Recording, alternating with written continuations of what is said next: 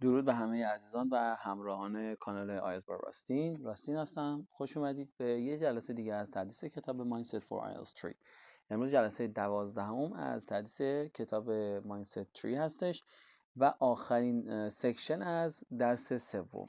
خب یعنی همون اسپیکینگ. In this unit you will learn how to make notes for your long term in part 2. خب میخوایم یه خورده رو نحوه نوت برداشتن برای long term پارت ما. یعنی چی؟ یعنی پارت 2 که قرار 2 دقیقه صحبت بکنیم کار کنیم. Structure your long term. بیایم اون ساختار یا همون گفتاری که کلا ساختار گفتارمون در پارت 2 رو یه خورده بیشتر کار کنیم، چون باید از یک استراکچر خاص و معینی پیروی کنه دیگه. نمیتونیم در هم حرف بزنیم. منظورشونه بولت پوینت ها رو چک کردن و اینا. حالا بهش رسیدیم بازم توضیح میدم. Use a range of spoken discourse marker. از یه سری از دیسکورس مارکر هایی که بیشتر استفاده اسپوکن دارن از اونها استفاده کنیم. خب leading 1. Read these reactions to works of art. Do you think the person liked the art he or she was reacting to? Right, yes, no, not sure, next to each one. خب بچه ها ببینید این عبارات خیلی خوبن. همه رو سعی کنید حفظ کنید و به کار ببرید. چرا؟ چون وقتی به یک سری موضوعات مثل همین میخورید یا اصلا کلا هر موضوعی که قرار شما موضع خودتون رو مشخص کنید که آیا دوستش دارید حالا اون چیزو یا نه، یا که اصلا سوسوی اینا هرچی، خلاصه باید یکی از اینا باشه دیگه. این عبارات اونجا به شما کمک میکنن که شما بتونید منظور خودتون قشنگ بیان کنید. یه استارتری هست و بعدش میتونید ادامه بدید این دیتیلز. اوکی. So now number 1.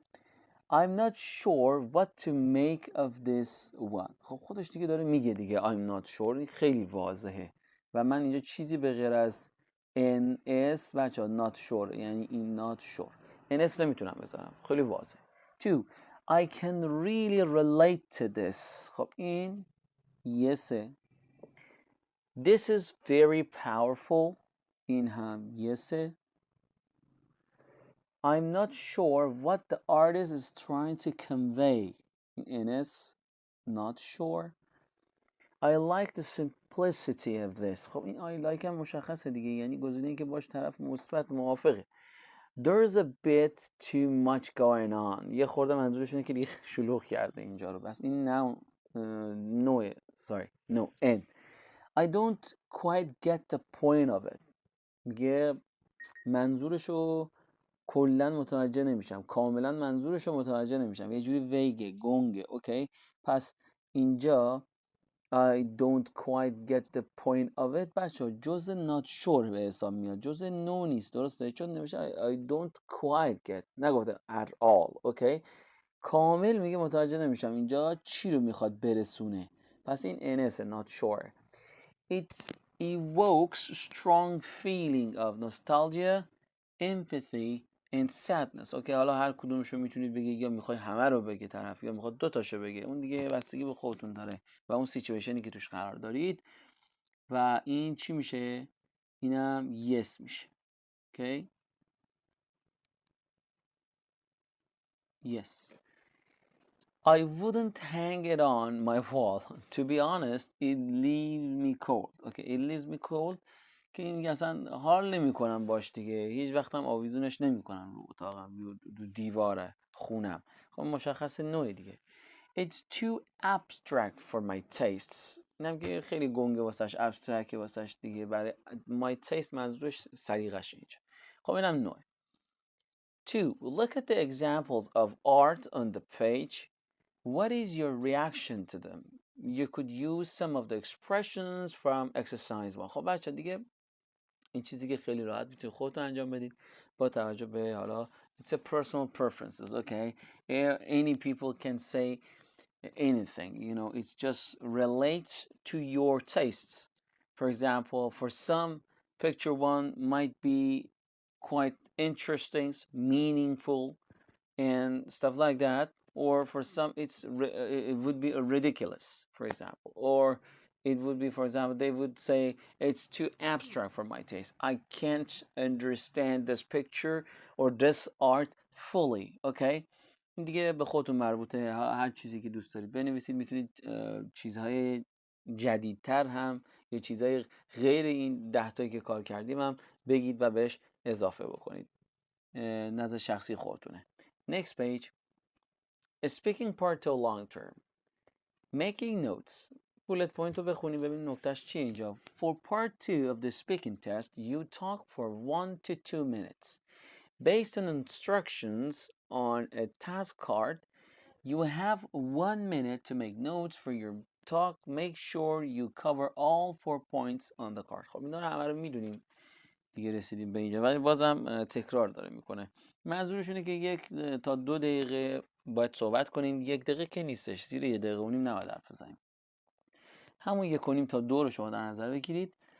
Based on instructions on a task card. خب با توجه به اون دستوراتی که رو تاسک کارت ما هست، بچه‌ها سعی کنید که تو این 1 دقیقه خوب نوت بردارید و همیشه یادتون باشه باید تمام بولت پوینت ها کاور بشه تو اون 2 دقیقه‌ای که قراره صحبت کنید، چون هر بولت پوینتی رو شما جا بندازی نمره از دست میدی. 3. Look at the part 2 task card and the notes a candidate called Claudia made in preparation for her talk. How could they be improved? یه تاسک کارتی داریم و یه شخصی به نام کلاودیا که قراره به این تاسک کارت جواب بده یه نوتی برداشته. نوت رو هم نگاه میکنیم با توجه به تاسک کارت و میگه آیا میتونیم ایمپرووش کنیم؟ اگر آره چجور میشه این نوت رو ایمپروو کرد؟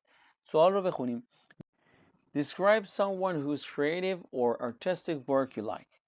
You should say. خب بچه ها اینجاست که خیلی مهمه. بولت پوینت ها رو حتما دقت کنید تو نوت برداریاتون. ریلیت به هر کدوم از این بولت پوینت ها سعی کنید یه نکته بنویسید و اون رو بست بدید in details تو اون 2 دقیقه توضیح بدید. What you know about the life of this person. خب این بولت پوینت اولی است، درسته؟ اولی که در مورد زندگی اون شخصی که میخوای صحبت کنی چی میدونی. 2. What kind of creative work this person does or did. کلا سبک کاریش چیه، چه کار خلاقانه‌ای میکنه، حالا مخترع، نقاش، طراح، حالا هر چی. Why you like his or her work. دلیل علاقه شما به کار این شخص چیه یا به خودش چیه. And این هم همیشه جنبندی آخر. Describe the way his or her work makes you feel. و اینکه چه احساسی نسبت به کارهای این شخص دارید یا چه فازی بهتون میده این هنری که حالا این شخصی که مورد نظر داره. نوتو بخونیم ببینیم چه نوتی برداشته طرف. The artist I like is Salvador Dali. خب خیلی هم خوب. اولین کاری که کرده اومده اسم اون شخص رو نوشته دیگه، گفته که کی بوده دیگه، این اسمش. Born around 1904. یه علامت سوال هم گذاشته بدن. Catalonia, Spain. چرا؟ چون گفته what you know about the life of his person. خب این در مورد زندگی شخصیش میگه چی میدونی باید بنویسه دیگه، کجا به دنیا آمده، چه کاره بوده اصلا، یکی یکی باید بیاید جلو. بعد died late 1980s یعنی کجا به دنیا آمده، چه تاریخی به دنیا آمده و کی فوت کرده رو طرف اومده به صورت نوت نوشته. He was famous as a surrealist painter. Famous painting. Persistence of memory. بچه باید ریلیت کنیم به اون بولت پوینت ها. مثلا نکن what kind of creative work this person does or did. این داره در مورد کاراش صحبت میکنه الان. Why I like his work. Why you like his work. این میشه اون بولت پوینت سومیه که داره کاور میکنه، چرا از کاراش خوشش میومده. Symbolism. He is interested in math and science. And describe the way his or her work makes you feel. این رو من نمیبینم توی نوتش الان. اوکی. خب این الان خلاش احساس میشه اینجا دیگه.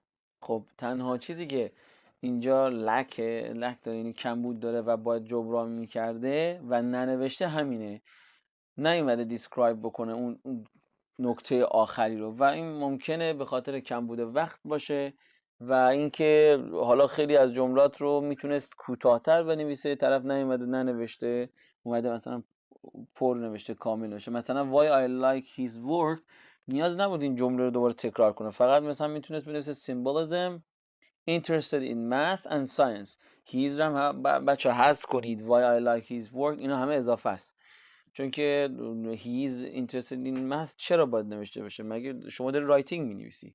یه چیزی که خودت قراره بفهمی و توضیح بیشتری بدی داخل حالا اون 2 دقیقه. قرار نیست هیز رو بنویسی، مثلا اضافه است. شما فقط نکات یا اون وردها، کلمات، لغات، اسمها یا فعلهای اصلی رو فقط باید بنویسی. طرف مثلا علامت سوالا اضافه است اونجا تو born و died که نوشته. اصلا شما میتونی born و died هم ننویسی، فقط بنویسی 1904 1980. خب مشخصه دیگه، طرف 80 به دنیا نمیاد 1904 بمیره که، برعکسش صادق نیست که. میتونی فقط بنویسی 1904 1980. خودت راحت میفهمی دیگه، یکیش برای تاریخ تولدشه، یکی هم برای تاریخ فوتشه دیگه. اینا رو همه رو اگه کوتاه میکرد، یعنی نگاه کن، به نظر من این نمیخواد، این نمیخواد، این اضافه است، این اضافه است، اینا رو همه رو باید کنید. علامت سوالا اضافه است، نیازی نداره. The artist I like این دیگه ببین حرفه‌ای ترین حالت ممکن شده دارم بهتون میگم. همین سالوادور دالی، من خودم اینجوری نوت برداری میکردم، فقط اسمو می‌نویسی سالوادور دالی. اصلا اینا همه اضافه است. نگاه کن he was famous as a surrealist painter، همه اینا رو حذف کن. surrealist painter، famous painting رو حالا میتونه بنویسه، persistent of memory، اینا خوبه. ما واقعشون این همش اضافه است. اینا رو اگه خط میزد میتونست خیلی راحت گزینه آخر که and describe the way his or her work makes you feel رو اینجا جا بده. تموم. listen to the candidate doing the task، take notes on the content، rewrite the notes above. خب اینجا یه تیپ 4 هم بخونم. Don't waste time writing unnecessary word like articles a د. خب گفتم الان بهتون داره همونا رو میگه. تازه میخواد بگه که بچه آرتیکل ها مثلا مهم نیستن، شما تو نوت ننویس، یا preposition ها مهم نیستن. just write the keyword، همونجور که گفتم فقط کلمات اصلی و کلیدی. use initials or shortened forms of words to save time، حالت خلاصه یا کلمات اولیه رو فقط بنویس. Track 25. The creative person I have chosen is Salvador Dali. I visited the Dali Foundation in Figueres last year, and it made a great impression on me. He was born in Catalonia in Spain. I'm not sure of the exact year, but I think maybe around 1904. And he died in about the late 1980s when he was in his 80s. He was a surrealist painter, so he used symbolism a lot. What that means is in his paintings, things don't look like what they are. One of his most famous paintings is called The Persistence of Memory, and it shows watches or clocks that are very soft, which is supposed to show that time is not as most people understand it. He was fascinated by maths and science, and so am I. So that is one reason why I like him.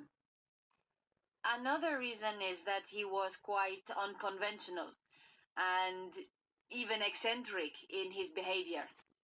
So that makes him an interesting character who was not like other people. The same is true of his art. And what's more, he didn't just stick with painting. Later in his life, he did sculpture and worked on film sets.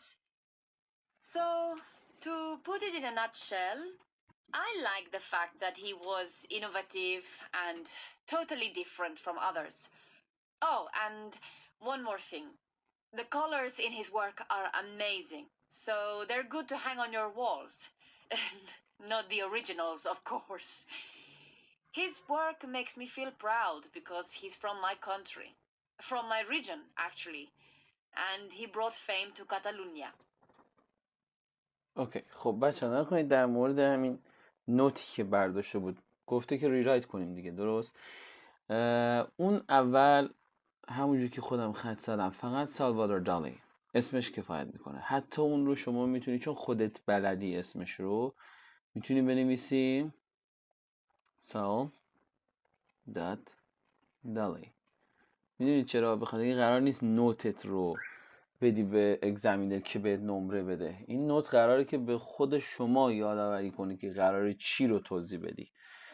born همونجوری که بازم گفتم نیاز نیست حتی born رو هم بنویسی. مینویسی 1904 اوکی 1904 کاتالونیا اسپین که خوبه، و برای دایدش هم بازم نیاز نیست بنویسی، مینویسی 1980s اوکی. چه تایپی رو حالا کار میکرده؟ چی بوده؟ سریالیست بوده اوکی. سریالیست پینتر که پینتر هم بازم نیاز نیست اصلا بنویسید. و میتونید بگید در ادامه مثلا used symbolism همونجور که بهش اشاره کرد خود اگزمینره. یکی از کارهای خیلی معروفش هم که گفت persistence of memory بودش که در مورد چی بود؟ time اوکی about time. میتونی مثلا اینجا یه دش بذاری و بنویسی about time. گفت different watches و اینا رو نشون میداد. میتونید بنویسید که حواستون باشه یه توضیح اضافه تری در مورد حالا اون کار خیلی معروفش داده باشید. و interested in math and science همونجوری که گفت این در ادامه جزء اون چیزایی بودش که چرا گفت why you like his work اوکی. و همینطور گفتش که unconventional eccentric اینا نکاتی بودش که دقت کرده باشید توضیح داد در مورد که describe the way his or her work makes you feel هم آخرش گفت. در ادامه اون کاری که why you like his or her work اومد از eccentric و همچنین unconventional استفاده کرد، interesting character، و در ادامهش هم گفتش که later in life یعنی در حالا طول زندگیشون اواخر رو اسکالپچر کار کرده، فیلم ست، اینوویتیو بوده، و همچنین گفتش که کالر پینتینگاش خیلی قشنگ بوده، رنگایی که استفاده میکرده و خیلی خوب بوده که رو دیوار خودت آویزون کنی فیلی بهش دست به چه احساسی. makes me proud why because گفتش که به خاطر اینکه از کشور من و حتی از هوم تاون و محله خودمه. خب پس در ادامه این interested in math and science شما میتونی چی رو اضافه کنی؟ math and science بعد لایک میگفت مثل خودش گفتش که on conventional اشاره کرد به eccentric interesting character interesting character. بعد later in life مثلا میتونید بنویسید late که مثلا خودتون متوجه بشید later in life، یا یه دش بذاری. بعد sculpture یعنی این کارهایی بودش که انجام میداده، اون type of work of artش بوده. set به innovative هم اشاره کرد، innovative. در مورد کالر ها هم صحبت کرد، گفتش که حالا رنگایی که استفاده میکرده خیلی خوب بوده. و اون سکشن 4 and describe the way his or her work makes you feel میتونی مثلا یه F حتی بذاری. حالا میخوای بنویس feel 2 نقطه، میخوای بنویس feel علامت سوال، میخوای اصلا بنویس F. این دیگه بستگی به گیرای خودتون داره و تمرکز حواستون سر امتحان که امکان داره بعضیا همین F هم کارشون رو راه بندازه، ولی بعضیا امکان داره F رو بنویسن یادشون بره که قرار بود چی بگن برای این F. این F همون فیله اوکی. proud دیگه نیاز نیست بگی آقا هوم تاون جلوش بنویسی، کانتری جلوش بنویسی. اینا رو میتونی تو توضیحات خودت در ادامه صحبتتون 2 دقیقه توضیح بدی. خب اینم ادیتی بودش که ما اومدیم رو نوتش انجام دادیم. 5 و 6 که هیچی و 7 هم همینطور. تا 7 هم که داریم یه بچه make your own notes for the task in exercise. سعی کنید برای همین سوال، همین تاسکی که الان داشتیم، تاسک 2، خودتون از زبان خودتون، از اون چیزی که حالا خودتون دوست دارید بگید، یه نوت برداری بکنید. با این اصلاحاتی که الان انجام دادیم سعی کنید از همین هم چیکار کنید، ایده بگیرید.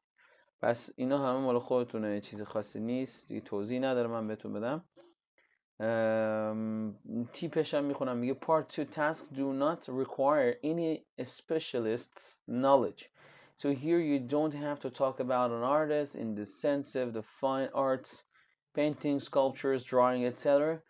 You could talk about someone from other creative fields such as music and films making. کلا فیلم میکینگ، کلا میخواد بگه که تو این تو قرار نیستش که شما مثل دانشمندا و متخصصا صحبت کنی. یه همچین سوالی هم اگر اومد، حالا حتما میگه قرار نیست که پینتینگ باشه، اسکالپچر باشه، دراینگ و هر نوع هنری.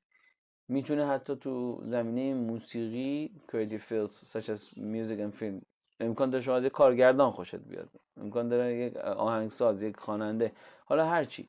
پس این work of arts میتونه هر any type of work of art بشه. اوکی.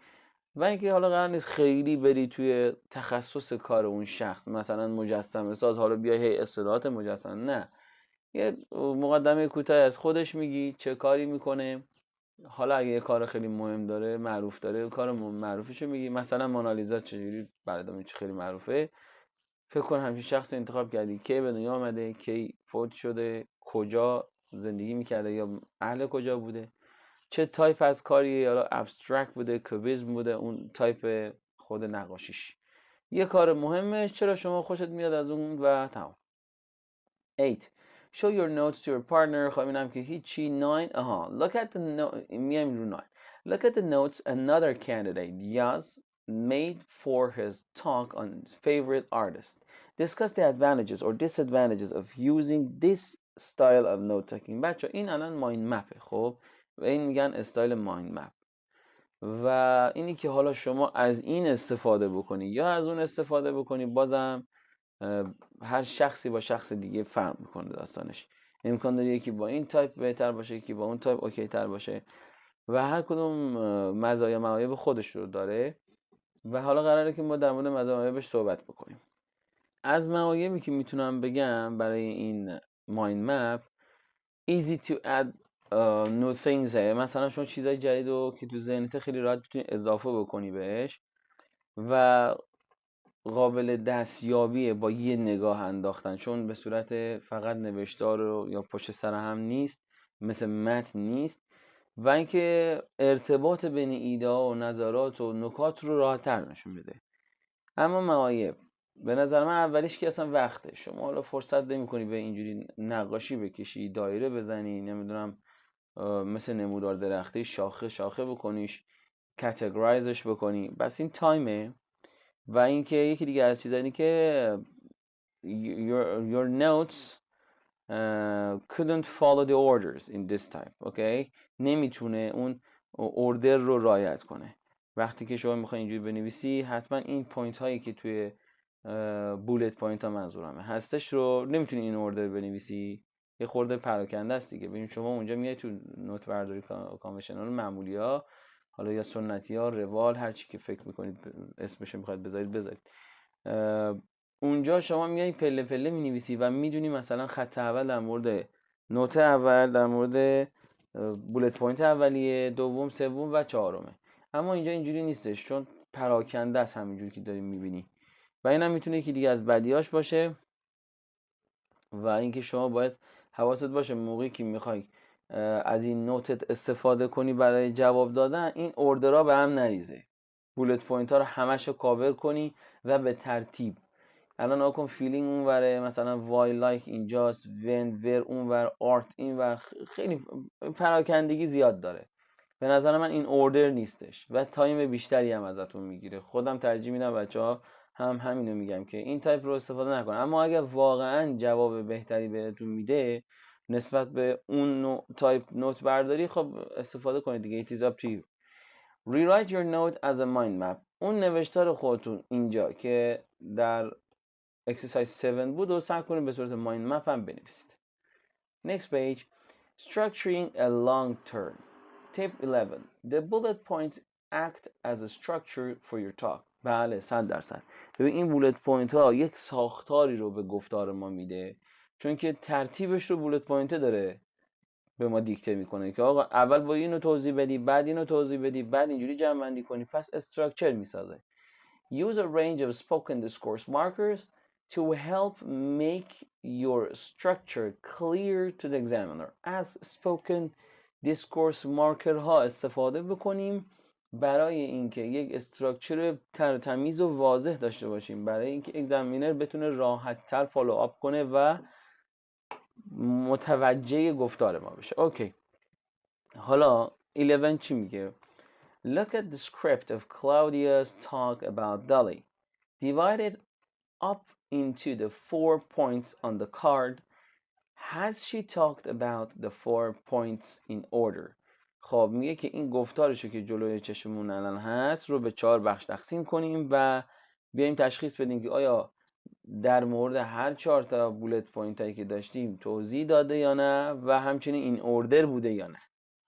خب بچه ها اگه نگاه کنید خودتون دیگه متوجه میشید بله هم این اوردر صحبت کرده، هم هر 4 تا بولت پوینت رو کاور کرده. بس از لحاظ تاسک ریسپانس ما هیچ مشکلی در گفتار این خانم نمیبینیم. کلاودیا خیلی خوب کاور کرده و این اوردر هم کاور کرده.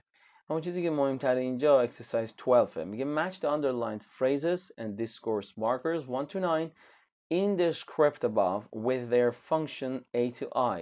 خب 9 تا دیسکورس مارکر داریم آندرلاین شده توی گفتار این خانومه کلاودیاه و فانکشناشون رو باید پیدا کنیم با هم دیگه مچینگ انجام بدیم.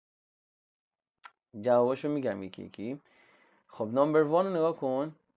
I'm not sure of، حالا ادامه، I'm not sure of the exact year but I think I'm not sure of. 1 میشه D.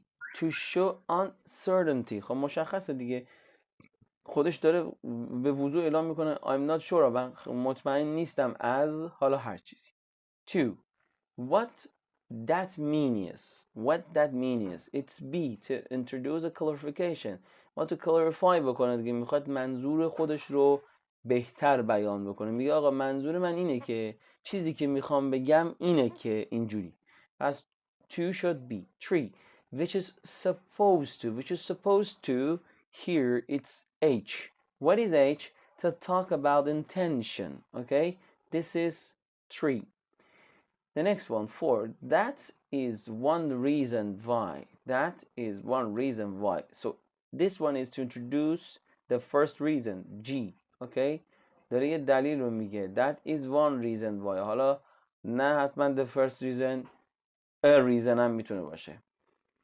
و the next one, 5 is another reason is that. خب بازم داره introduce میکنه، یه reason دیگه داره میگه.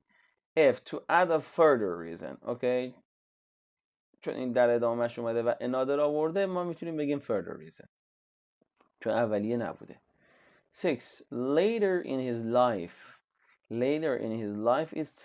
to show a shift in time. چرا این مشخصه دیگه shift in time داره؟ به خاطر که داره میگه یکم دیرتر در زندگی، منظورش اینه که در حالا سنش وقتی رفته بالاتر، نه اون اوایل کارش، نه اون اوایل زندگیش. later in his life 100% بیان کننده تفاوت زمانیه دیگه، به خاطر همین shift in time. 7 so to put it in a nutshell it's to summarize what has been said. بچه این گفتاری ها حواستون باشه یه موقع توی رایتینگ از این استفاده نکنید.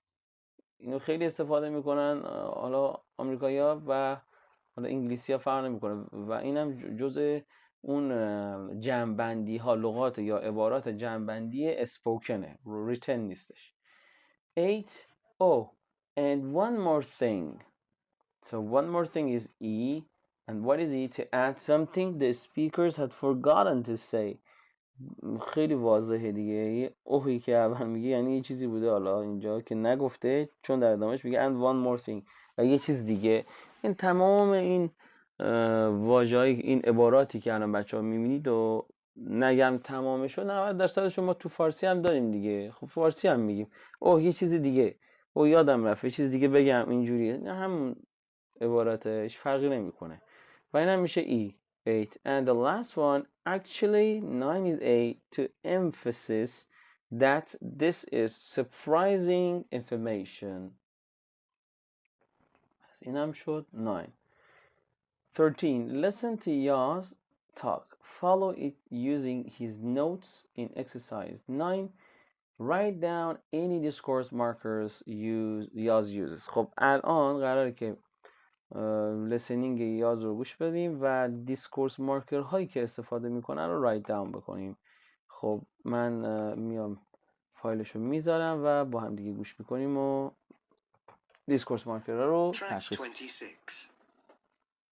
For my creative person, I'm going to talk about the British artist David Hockney.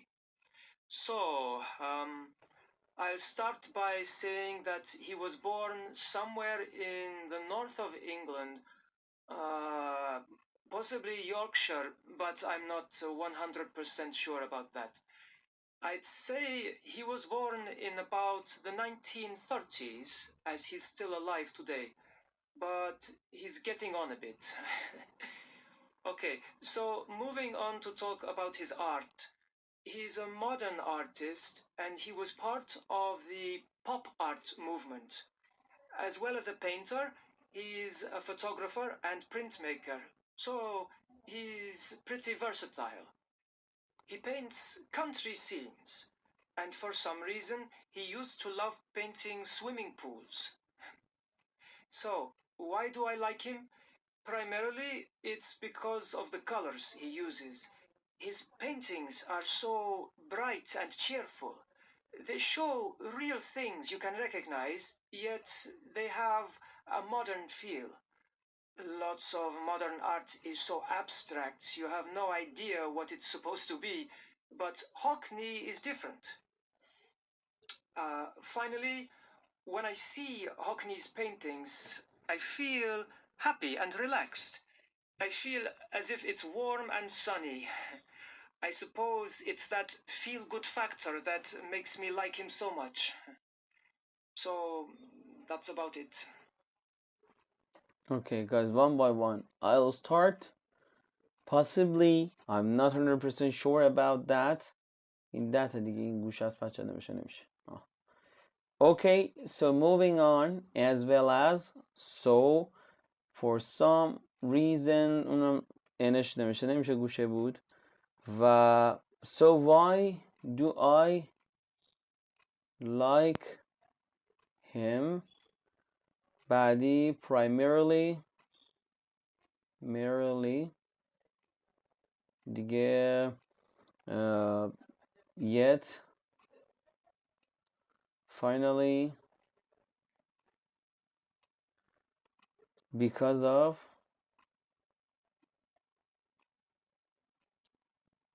بازم رسیدیم به همون گوشه because of بچه اون yet I suppose and so that's about it. So that's about it. اگه دقت کنید ببینید خیلی دیسکورس مارکر استفاده کرد. خب کمک میکنه بهمون دیگه در اینکه بتونیم کنکت بکنیم ایده ها رو و خیلی راحت تر، یعنی اون صحبتمون کلیر تر باشه، easy to understand باشه. Listen again and fill in the gap. Use up to 3 words. خب دوباره میگه گوش کن و جای خالی رو کامل کن. من دیگه دوباره پلی نمی کنم، شما گوش کنید، من فقط جواباشو می نویسم که بعد میتونید با هم دیگه چک کنید. The first one is I'll start by. چون گفت 3 تا کلمه دیگه حواستون باشه. So moving on, as well as. Number 4 is primarily. Number 5 is yet. Number 6 finally. And the last one, so, که خودش نوشته that's about it. یعنی اینم از این تموم و تمام. 15 in pairs work together to practice the part 2 task in exercise 3. Use the following points to guide you. خب اینم که دوباره همون پارت 2 که تو تاسک پارت 2 که تو اکسرسایز 3 داشتید، میگه بازم با هم کار کنین این پیرز. اگر کسی هست میتونید بچه‌ها با هم دیگه کار کنین و چون پیر ورکه choose a set of notes to use either from exercise. اینا که میگه حالا نوتی بردارید که یا تایپ 7 باشه یا تو تایپ اکسرسایز 10. منظورش مایند مپ و همون اوردینریه. plan what you will say، اینم که استراکچر داشته باشید، پلن داشته باشید. take turns to give your talks، و یک صحبت کنید، به هم دیگه تایم بدید، وقت بدید. if possible record them، که اگر هم شما حالا پارتنری ندارید، مثل همیشه اون چیزی که گفتم بهتون، ریکوردش کنید. when your partner is speaking check that day، خب اینم خودتون میتونید چک کنید و تموم شد. 16 هم که repeat your talk. خب به انتهای این جلسه از تدریس کتاب mindset for IELTS 3 رسیدیم. اگر تا الان کانال رو ساب نکردید ممنون میشم که کانال رو سابسکرایب کنید، زنگوله رو هم فعال کنید، لایک، کامنت، شیر هم یادتون نره. تا جلسه آینده، خدا نگهدار. See you guys in the next session. Take care and bye.